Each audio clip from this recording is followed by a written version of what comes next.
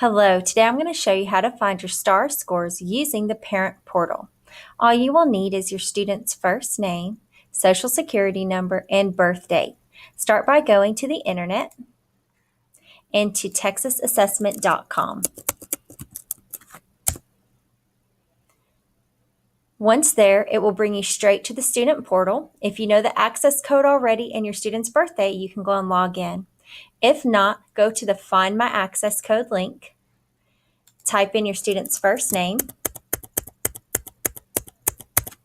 their social security number, and their birthday. I'm going to use a generic code just so that way I can show you all the information that's included in the parent portal.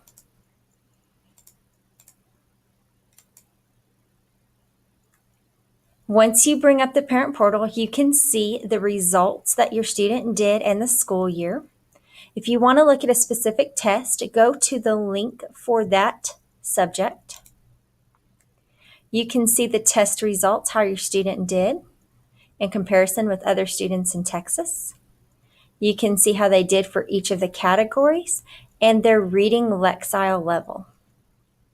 You go to the next tab to detailed results. You can see how your student did on each of the questions for the test.